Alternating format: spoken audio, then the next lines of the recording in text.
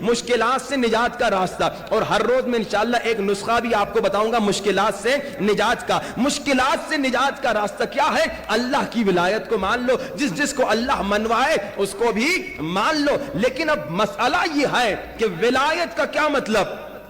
ولایت کا مطلب ہے حکومت، حکومت میں اطاعت ہوتی۔ میں آپ کو کچھ مثال دوں، آج کل حکومت نے کہا ہے کہ جب بھی تم آ جاؤ حکومتی اداروں میں یا ہاسپٹل میں آ جاؤ تو ماسک لگاؤ۔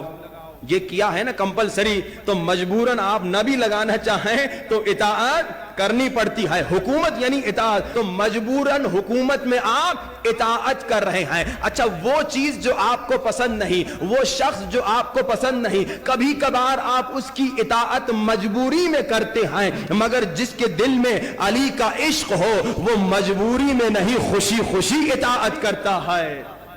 مگر مسئلہ عشق کا ہے کہ اگر عشق زبانی ہے تو اطاعت نہیں کرے گا، لیکن اگر زبان کے ساتھ دل بولا علی مولا، علی مولا، حقیقی عشق دل میں ہو تو اطاعت کرے گا۔ مگر اطاعت میں کیا پرابلم ہے؟ ہم الحمدللہ شیعہ حضرات مولا کی اطاعت تو کرتے ہیں، مگر پرسنٹیج وائز۔ کیا مطلب؟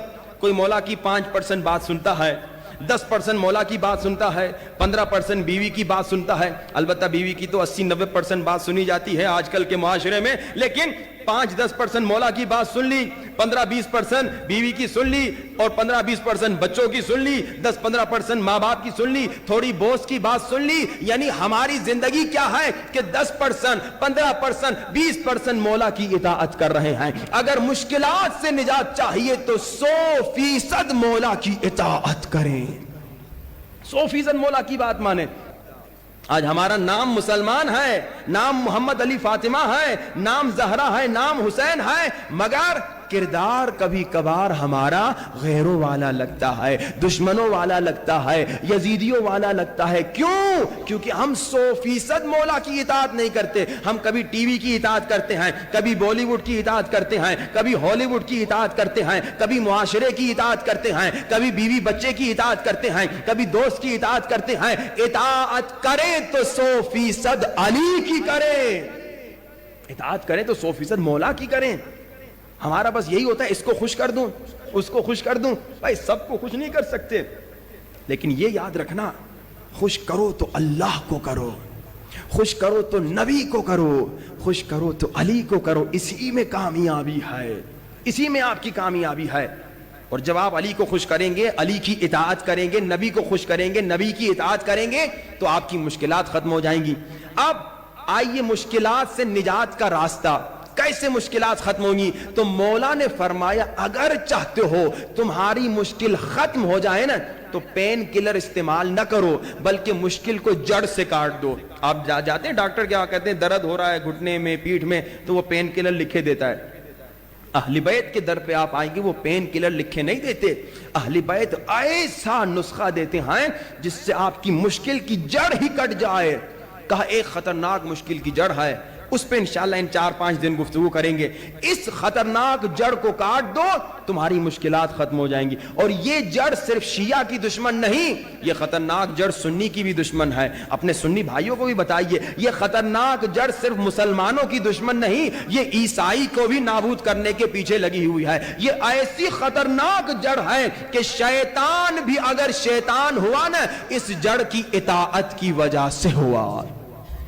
اور وہ جڑ کیا ہے؟ ان النفس لامارۃ بالسوء۔ لوگوں نفس امارہ وہ خطرناک جڑ ہے، مشکلات کی جڑ ہے۔ تمام انشاءاللہ آگے کی مجالس میں بتاؤں گا کہ کیسے نفس امارہ کی وجہ سے آپ کی دنیا بھی تباہ ہوتی ہے اور نفس امارہ کی وجہ سے آپ کی آخرت بھی تباہ ہوتی ہے۔ ان النفس لامارۃ بالسوء۔ لوگوں نفس امارہ تمہیں برائی کی طرف لے جاتا ہے، نفس امارہ تمہیں گمراہی کی طرف لے جاتا ہے، نفس امارہ تمہیں تباہی کی طرف لے جاتا ہے۔ یہ نفس امارہ مشکلات کی جڑ ہے۔ نفس امارہ کی اطاعت نہ کرو، بلکہ ایک جملہ کہوں، نفس امارہ کی اطاعت نہ کرو بلکہ نفس رسول کی اطاعت کرو۔ نفس رسول کون ہے؟ علی مولا ہے. علی مولا کی 100% اطاعت کرو. آج ہماری زندگیوں میں جو بھی مشکلات ہے، اگر آپ کا بیوی سے کوئی جھگڑا ہے، کوئی اختلاف ہے، اگر آپ کا بچہ آپ کی بات نہیں سن رہا، اگر معاشرے میں آپ کی عزت نہیں ہے، اگر آپ بزنس کر رہے ہیں اور ناکامی نظر آ رہی ہے، جو بھی مسئلہ ہے آپ کی کمیونٹی میں، آپ کے معاشرے میں، اس کی ایک سب سے بڑی وجہ کیا ہے؟ نفس امارہ. مولا کہے نفس امارہ کو نکال دو، کاٹ دو، اس کو اپنی زندگی سے دور کرو، اسے شکست دو. اور سنو، اگر تم نے نفس امارہ کو شکست دی تو تم کامیاب ہو، لیکن اگر تم نے نفس امارہ سے شکست کھا لی، تم عمر ابن سعد بن سکتے ہو.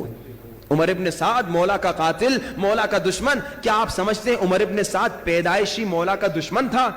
عمر ابن سعد جب پیدا ہوا تھا تو بچہ تھا. آپ بچے کو کیا کہتے ہیں؟ معصوم بچہ کہتے ہیں نا.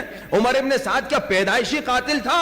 شمر کیا پیدائشی قاتل تھا؟ قاضی شریح کیا پیدائشی قاتل تھا؟ دشمن تھا؟ نہیں. یہ جب پیدا ہوئے تھے یہ بچے تھے، مگر یہ کیوں مولا کے دشمن بنے؟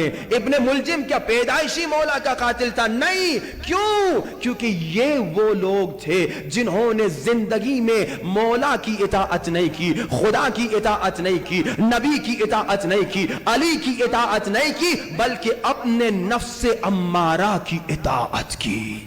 آگے بتاؤں گا انشاءاللہ. نفس امارہ کی ایک بات آپ سنیں گے نا، یہ آپ سے 10 منوائے گا.